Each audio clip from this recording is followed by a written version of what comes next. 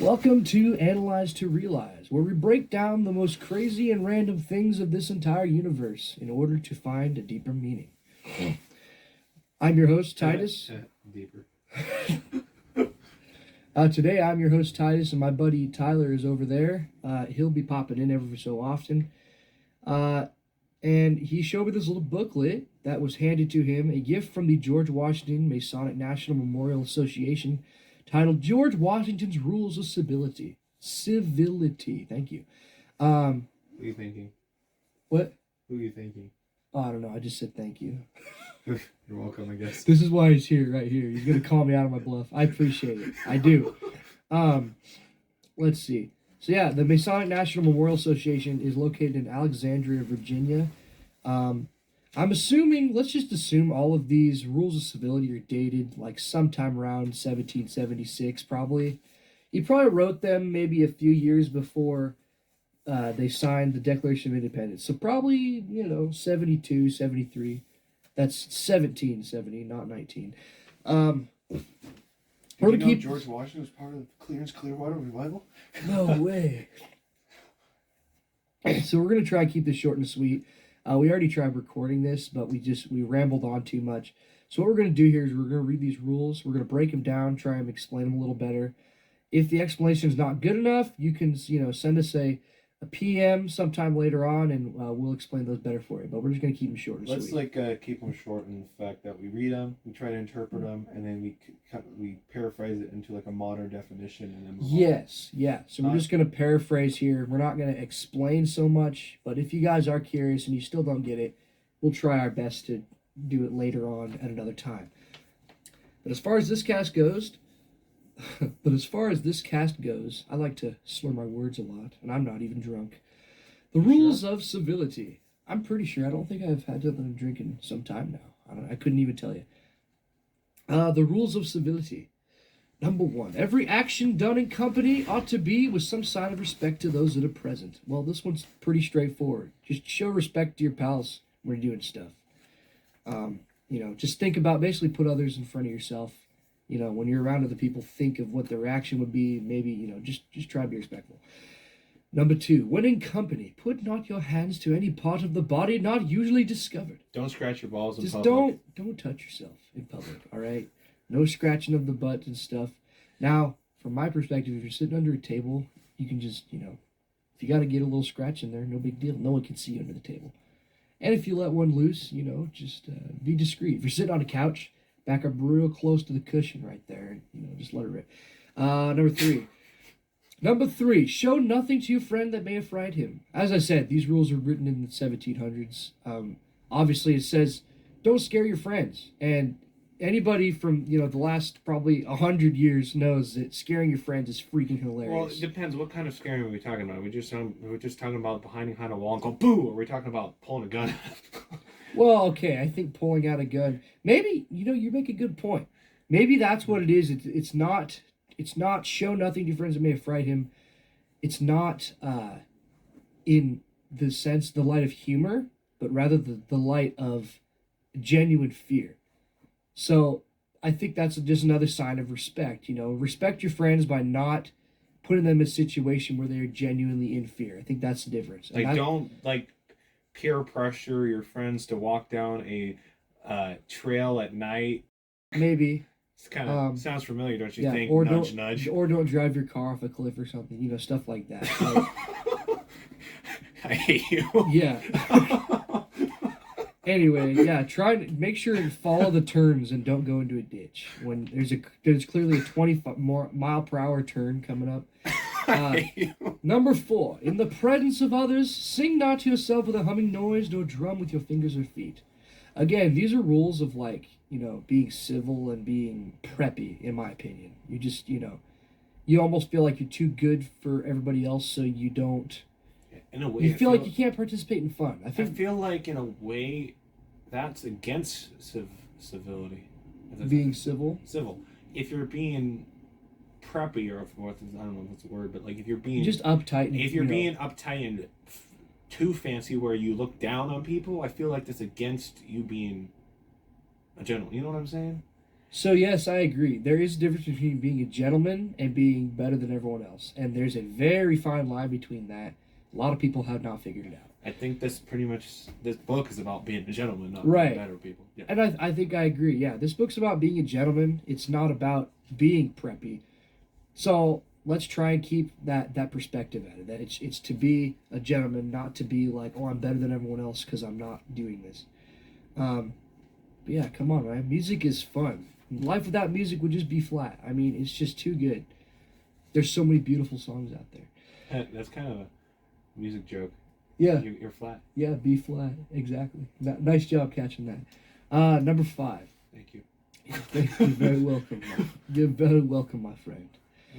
If you cough, sneeze, sigh, or yawn, do it not loud but privately, and speak not in your yawning, but put your handkerchief or hand before your face and turn aside. I sincerely think handkerchiefs are gross. Just blowing your nose in the same old rag for 10 years. Right. It's like if you're wearing a long sleeve shirt and you blow your nose into your well, actually nobody blows their nose into their elbow usually. It's just the sneeze.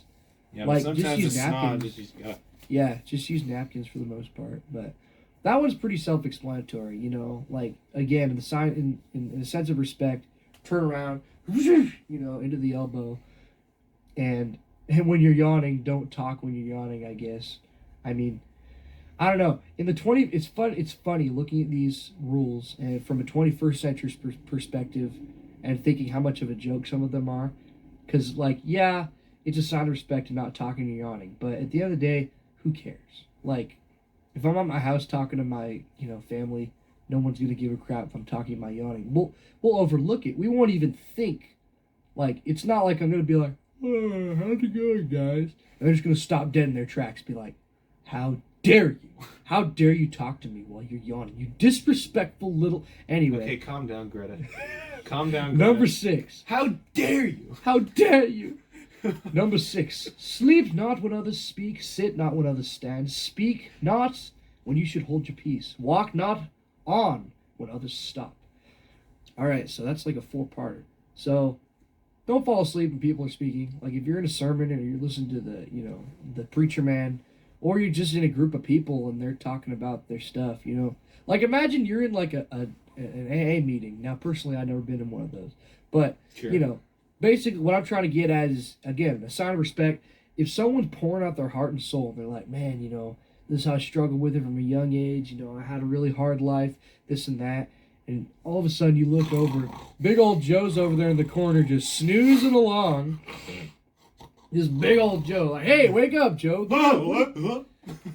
Joe, this man's pouring out his heart and his soul over here, and you're just being rude, Don't fall asleep when people are talking to you, all right? I get it. We get tired, but, figure it out, Part 1 of 6. Part 2, sit not when others stand. Well, again, well, like if people are getting up to applaud someone, or there's somebody respect coming in, you don't want to be sitting down, Right. Or like, for example, like when you stand up for the national anthem, do not kneel. Yeah, do not kneel for the national anthem. And let me tell you, I'm not going to go on about that one, okay? Yeah, to be sure, if you're going to kneel to the national anthem, get out of our country. Just get out of here, all right? Show some respect. Show some goddamn respect.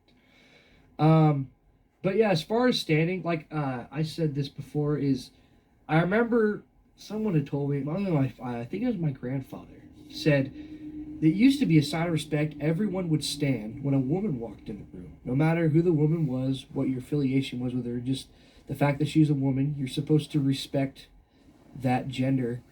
Oh gosh, I said the word gender. Oh, but you're supposed to respect women and show respect to them by standing up. So I'm assuming that was taken from this at some point. When it disappeared, I don't know, but I don't know. It makes you wonder. It's kind of like the judge. It's like, and it's funny because if you're in a courtroom, like everyone's required to stand when the judge walks in. It doesn't matter if they're male or female. It's just a sign of power. So I don't know. A lot of history behind that one. We could definitely dig into that. I have the power. That one's interesting. I'd like to see the history behind that tradition. What is that from? Isn't it He-Man? I think it's He-Man. I have the power. Speak not when you should hold your peace. We're going to try and cut this short because I'm still on number 6. But So speak not when you should hold your peace. So basically, I think basically, when there's a time where there's something, I think like controversial, and if you say something that might end badly, you might as well just shut it. Like learn to be quiet when you need to. I don't. Right. I think that's what. This is kind of why I don't like Old English, because it makes you think harder than you need to. It's basically just saying harder. Whatever. It's basically just saying when you should hold your peace, hold your peace. Like don't speak out and cause yourself to be a fool. I believe there's a Bible verse on that one too, but I'll have to look it up. Yeah, just learn when to be quiet. And let me tell you, as you know, a teenager, as a boy, well, of course I'm 22 now, but I still haven't learned. You're an adult. Get a job. I still haven't learned, but yeah, you gotta learn about perspective, about reading the room, when you should talk and when you shouldn't, and also what you should say, because that's probably a big one for me. Like I've definitely been at points where it's okay to talk, but the things I said were probably not good things to say, and it just made things very awkward. Anyway, let's see. Okay, and lastly on number 6, walk not on when others stop. So basically, no man left behind. This is the old, it's a military saying. No man left behind. Walk on or walk not on when others stop. Basically, don't leave your men behind. Everyone stays together. When you're in a group, just make sure everyone stays together and don't leave people behind. All right, next one. Number 7. Put not off your cloths in the presence of others, nor go out your chamber half dressed. Don't walk around naked. Don't be a nudist. Don't be a nudist. That's what I thought. And that doesn't that's just... all, folks. That's what I was about to say. But it doesn't just stop at being naked. I feel like, again, modesty. I mean, if someone from 1776 took a look at the crap that we're wearing now, you'd be like, what is going on? Like, what's up with these pants that women wear that have like 7 holes in them? Why would you spend twice as much money on a pair of pants that's full of holes when you could buy a pair of scissors and go cut them yourself? Are you so heavy the bed is like folding in? Like, what's going on? There's just a lot of weight on this corner. I'm a big guy. But I digress. Yeah, just put on some dang clothes. Number 8. Hey, this is farther than we made it last time. At play and at fire. Okay. It's good manners to give place to the last comer, and affect not to speak louder than ordinary. Oh boy. Okay, this one, I don't know. This one confused me. Let me read it slowly. Yeah, I know. That's not a word. It is now. I'm making... hey, that's the best part about podcast, okay? You can invent words. At play and we need to start making merch with the shirts slowly. Yeah, right? Don't.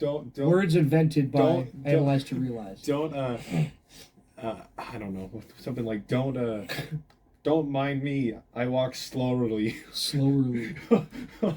Slowly is a trademark word by the Analyze to Realize podcast, by the way. Anyways. Which the podcast itself is analyzed. Yes. It's trademarked. Yes, Analyze to Realize the podcast and likes of this name are trademarked and cannot be used by other people. Thank you. Number 8. We will take your money. We will sue you. So we're going to read this slowly. At play and at fire, it's good manners to give place to the last comer, and affect not to speak louder than ordinary. This Old English is so throwing me off. I don't even know if we can analyze this one. So, give place to the last comer. So I think they're saying, this must be referring to children, I think. Well, the fire part, I don't know, but I think... Can you stop rotating the paper? Sorry. So at play, I think it's referred to children. When children are playing, good manners to give place to the last. So let the last, basically the last become. Like, so a lot of these, I think, are based on biblical principles. Is it like something like if it's somebody coming to a place, the last person should go first? No, as a the sign of last respect? person. Basically, I have no idea what this means. May the last be first and the first be last. I believe that's a verse. I don't know what this means at all, honestly. But that's what I'm assuming is as a sign of respect, let the last person become the first person in line. That was a thing that we were practicing. I grew up in church, and that was a thing we practiced as kids where, we'd be in line to get a snack or something. They'd be like, well, because of this, they'd love to just pull out random verses out of context. Be like, well, may the last be first and the first be last. So this kid over here all the way in the back gets ice cream first. And we were like, oh, you know, it was dumb. All right. It's kind of funny. Anyway, okay, and then secondly, and affect not to speak louder than ordinary. Okay, so just don't be loudmouth, basically. Like, don't speak at volumes that are loud or yelling or screaming. There's really no necessity. What are you talking about? I do not understand a word you're saying. Can you not hear me? That checks out, though. Like, the only time I ever yell, and again, 21st century here speaking. In the last episode when you were pretending to be Shrek. That's true. But yeah, the only time I yell nowadays is when I think I'm being funny, or I think, you know, it's just anyway, I'm just being a goof. But I don't think there's really any reason to yell at people in anger. Like, that just hurts feelings more than anything else. You gotta learn. That's one of the highest things you must learn to control as far as self-control goes in anger. But that's a deeper thing we can get to later. Deeper. Just don't raise your voice. It's not really necessary. Number 9. Spit not in the fire, nor stoop low before it. Neither put your hands into the flames to warm them, nor set your feet upon the fire, especially if there be meat before it. So if you're cooking meat, do not put your feet above the cooking meat. Well, that makes sense because your feet smells. Excuse me. Imagine cooking a steak and somebody starts itching their foot in front of the fire and they get like foot flakes in your steak. Like, ugh, that's not the seasoning I wanted. Common sense already tells us why this is obviously a bad idea. Your nasty, dirty feet, especially at that time. I mean, they didn't really have shoes back then, or if they did, they weren't very good shoes. And God only knows if they wore socks at those times. And so, your nasty, dirty, sweaty feet, you don't want them sitting there in the fire. And then people are getting like frostbite and stuff at Valley Forge and all that. And yeah, and their toe flakes off and falls on the steak. And Mr. Washington walks up and he says, "Oh, Ezekiel, what have you done? Your feet are upon the fire. They're stinking up the feast for the night. How are we going to feed this 12,000 people?" And it's just ruined now. And you know, they pull the beef off, right? They pull it off the fire, and now it tastes like nasty feet. It's all because of stupid Ezekiel, who had to warm his dirty feet. Number 15. Burger King foot lettuce. The last thing you want on your Burger King booker is somebody else's foot fungus. Oh, but that turns out it might be what you get. Okay. That was so we talked about the feet, but that was good. But here's the first part, number 9 again. Spit not in the fire. Don't spit in the fire. Okay. I don't really know. I don't know why they say that, but just don't spit in the fire, I guess. I'm just gonna read these. I'm not gonna give an opinion. I'm gonna just stick with it, you know. Yeah, I think we went on this one a little long. Let's go to the next one. Yeah, this one's okay, but yeah, don't spit in the fire. But personally, I don't care. Number 10. When you sit down, keep your feet firm and even, without putting one on the other or crossing them. Don't cross your legs like Ellen DeGeneres. Okay. What? So don't sit like this with your legs crossed. Is that how she sit like that? Yeah. Or is it? Well, that's how women. That's usually how women. This is sit. how women sit. Exactly. So this is when women cross their feet. They sit legs like this. When men do it, it's like more like. It's a female thing, I think. Men just put their foot on their other leg. Women cross their legs. It's right. different. So it's a sign of disrespect, I think, just to not keep your feet flat on the ground like that. Or of course, if the surface is too tall, the chair you're sitting on, you know, your legs will dangle. But still, keep them like that. Yeah. Don't put one leg on top of the other, because I think then you're like raising your feet to other people, you know, and they're up at their level when your feet should be on the ground, you know, because feet are gross. That's my assumption. Number 11. Shift not yourself in the sight of others, nor gnaw your nails. So, hold on a minute. Yeah, don't gnaw your nails. Some of these are pretty it seems like the second half makes sense and the first half takes before a loop. So, shift not yourself in the side of others. Okay, so I think it means. Did you just say don't yourself? No. Shift. Oh. Well, I would say that's pretty civil not to yourself in public. Could you not? I'm leaving that one in there. Okay. No, shift as in basically don't adjust yourself in public. Like if you feel that your pants are off or your belt needs fixed or something like that, you're gonna have to go into the restroom or some private area and just adjust. Number 12. Shake not the head, feet, or legs. Roll not the eyes. Lift not one eyebrow. Why did they put not? Why can't they just said, don't lift an eyebrow? Like, It's Old English. stupid old English. Anyways, lift not one eyebrow higher than the other. Wry not the mouth, and bedew no man's face with your spittle by approaching too near him when you Spittle? speak. That's a word. So I think we're just gonna keep that going with last first. So in other words, the last part is, as again, bedew no man's face with your spittle by approaching too near when you speak. Okay, don't get too close to people to where you're gonna start talking and then spit will just go on their face. So again, be respectful. So back up to the top here, number 12. Shake not the head, feet, or legs. Basically, I don't know. Don't go into if you fall into a seizure, Ezekiel, you are being disrespectful. How dare you lay on the ground and roll around like a pig in the mud? Is this a reference to something? No, I'm just making it up as I Can I go. see that again? Shift, not go. No, wait, that's not. How many times do I have to tell you? Shake. No, I didn't think we were on number 11. So, shake. No, number 12. Shake not the head, feet, or legs. Basically, don't. Oh, it's basically saying don't shake So your don't head. be disrespectful. Don't be a teenage girl and shake your head and roll your eyes. Right. Okay, that makes sense. Don't be disrespectful in that sense. Oh, and lifting not one eyebrow higher than... Okay, yeah. So don't be a teenage girl. If any teenage girls listen to this, I'm sorry, but it's probably true. Now, wry not the mouth. I don't know what... All right, wry let's move means, on. This but- one's going on for long. Number 13. Kill no vermin as fleas, lice, ticks, etc. in the sight of others. Wow, okay, these are ridiculous. So I guess don't kill any bugs in front of people. Let's that's go to rude. 15 and then then pause it.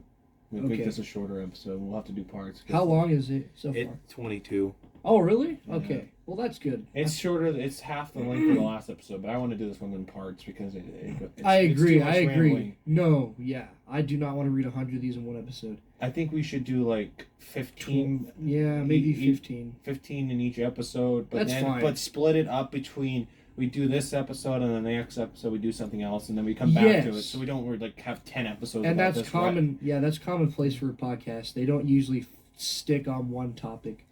Yeah, I agree. Okay. So yeah, don't kill bugs in front of people. If you see any filth or thick spittle, put your foot dexterously upon it. Huh. If it be upon the cloths of your companions, put it off privately, and if it be upon your own cloths, return thanks to him who puts it off. So basically, give a little wipe. If you see some dirt on someone's shirt, wipe it off. Just try to be nice. Keep your companions clean. And then what was the last one here? Right in the middle. Oh yes, if you see any filth or thick spittle, put your foot dexterously. What is with the word spittle? I don't know. Spittle must be the proper form of spit. That's my guess. Spittle. I think spit is just the short Do version. not spittle on your uniform. Good sir. So I guess if there's spit on the ground, put your foot down there so it's covered. That's kind of gross. It's gross. I don't want to step on spit. Let's assume they're wearing some shoes of some sort. I mean, they had Even if loafers. they're shoes, I don't want to step on They had people's loafers spit. back I want to avoid that. Ugh. Number 14. All right, we're almost there. Turn not your back to others, especially in speaking. Jog not the table or desk on which another reads or writes. Lean not upon anyone. Okay, don't lean against desks or tables. Just stand straight because you're a man. Stand up straight, you're a Christian man. I did it for you. Yeah. I'm not going there. No. Turn not your back to others, especially in speaking. I get this. drugs in the garbage can. Stand up tall. You're a Christian man. I knew he couldn't resist. Rapping for Jesus. Oh, what that legendary video. It's cursed, but it's lovely. Turn back to others. So so when you're talking to someone, obviously you got to face the man, all right? No matter how much you hate him. Like even if it's a principal or something like that, you're in trouble. You got to stand up, you got to listen to him. I mean, at least listen. You Do don't even got to colleges talk. have principals? Colleges do not. They have, I believe, the dean of students, I think. And I don't know, some other fine. They got advisors. I really don't know. I don't know who the anyway. My sister's going to community college. I'll have to ask her. Although I bet you the average community college student doesn't even know. I don't know what jog not the table or desk means. I think it means don't stand on it. That's what I'm guessing. Don't stand on the tables. Jog on the These table. just sound You're like- just gonna jump up on the table. Start These running rules in are place. starting to sound like George Washington had a child at one time, a boy, and then he thought, he's quite the juvenile delinquent. Perhaps I should make some rules to teach him on how to be a proper man in the school system. And I think that's where we're gonna just pretend that's where these came from. And we're gonna. George Washington didn't even have any kids, right? Oh, well, maybe he had like nieces or nephews or something, and that inspired him to write these rules. Here we are on number 15. We're going to end the episode out with this one. Keep your nails clean and short, also your hands and teeth clean, yet without showing any great concern for them. My Well, that's nails are kind of too short. That's kind of a double negative, don't you think? What? So keep your nails, basically have proper hygiene, but also do it without showing any great concern for these things. So What? I'll read it again. Keep your nails clean and short. Also, your hands and teeth clean, yet without showing any great concern for them. Keep them clean, So but keep your- don't over worry about them. That's my Don't assumption. stress about them. Yeah. So basically, do the proper cleaning on them, but don't overdo it. Don't scrub Or maybe too hard. maybe do it and clean Perhaps. it, but don't like be insecure about it. That could be. Yeah, that could be. We do have to think in that way. Like, Be confident. they use different words instead of being abrupt and saying words like, don't be self-confident about it, or don't be self-conscious, I mean. But yeah, that's probably what it is. So, yeah, keep your nails clean and your hands and teeth. And just imagine back then, I'm curious what they even had to clean teeth and stuff like that. Like, was toothbrushes even a thing in the 1700s? I mean, I know George Washington ended up with wooden teeth, so clearly He didn't follow his own rules. yeah. Or clearly he cleaned them but didn't show very great concern, at least not enough to keep them clean. But I digress. And those are the first 15 rules of civility from George Washington. Thank you very much for tuning in to Analyze to Realize. We don't really have any social media yet. Maybe we'll get that We have set a up. YouTube. Well, we have YouTube, but I mean... That's literally where this is posted. Yes. We but- need to put this on Spotify. Yeah, we'd like to get it on Spotify. Right now, we're just on YouTube. Again, Analyze to Realize podcast. Thank you for listening. To those of you who don't, thank you for not listening. Put it as the Analyze to Realize podcast. Okay, the Analyze to Realize podcast on YouTube. Now you read that book so much you went old English. You went from the to the. Thee It's shall the not same. kill. Well, there's two different Th's. There's one with one E and one with two E's. Anyways, thank you for tuning in. Yeah. If you guys have any other ideas or topics that you want to explore and you're really curious about, but you just don't have the time, but you can listen to it, go ahead and send us a message. Even in the comments below on YouTube, we will respond to those. And yeah, we'd like to see where this podcast goes. It's going to be exciting. So, thank you very much. Stay cool, stay classy, and have a wonderful winter. And stay safe out there. Goodbye.